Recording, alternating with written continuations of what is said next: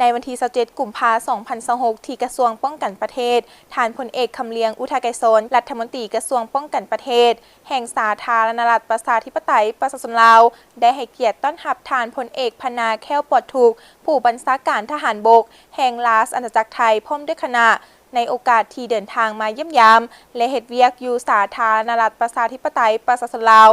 ฐานพลเอกคำเลียงอุทาไกรสนได้กล่าวแสดงความต้อนรับอย่างอบอุ่นต่อการเดินทางมาเยี่ยมยามและเฮ็ดเวียกอยู่สาธารณรัฐประชาธิปไตยประชาชนลาวของฐานผู้บัญชาการทหารบกแห่งราชอาณาจักรไทยพร้อมด้วยคณะในครั้งนี้ซึ่งเป็นการเพิ่มพูนคุณสร้างการพัวพันร่วมมือระหว่างสองกองทัพลาวไทยลาวเว้ารวมเว้าเฉพาะเพื่อสืบต่อเพิ่มทวีในขงเขตเวียกงานรักษาความสงบเรียบร้อยตามชายแดนลาวไทยลาวเป็นต้นการแก้ไขปัญหายาเสพติดปัญหาการลักลอบเข้าเมืองผิดกฎหมายและปัญหาอื่นๆนอกนั้นต้องรักษามูลเชื่อกันไปมาหาสู่กันอย่างเป็นปกติ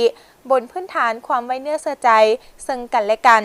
โอกาสนี้ฐานพลเอกพนาแค้วปลอดทุกข์ได้แสดงความขอบใจต่อฐานพลเอกคำเลียงอุทัยไกรสนที่ให้การต้อนรับอย่างอบอุ่นด้วยไมตรีจิตมิตรภาพที่ดีต่อกันทั้งเป็นการเสริมขยายสายพัวพันหัวมือระหว่างสองกองทัพให้มีความแน่นแฟ้นยิ่งขึ้นพร้อมทั้งได้รายงานผลการพบปะกับฐานพลตรีวันทองบุตรวงศ์รองหัวหน้ากรมใหญ่เสนาธิการกองทัพประชาชนลาวซึ่งได้ปรึกษาหารือหลายปัญหาเวียกงานที่สำคัญที่สองฝ่ายให้ความสนใจและปัญหาอื่นๆซึ่งมีผลสำเร็จอย่างจบงามจากนั้นฐานพลเอกพนาแค้วปลอดทุกข์ก็ได้เข้าเยี่ยมยามฐานพลโทใส่ใจกรมศิษย์รองรัฐมนตรีกระทรวงป้องกันประเทศหัวหน้ากรมใหญ่เสนาธิการกองทัพตื่มอีก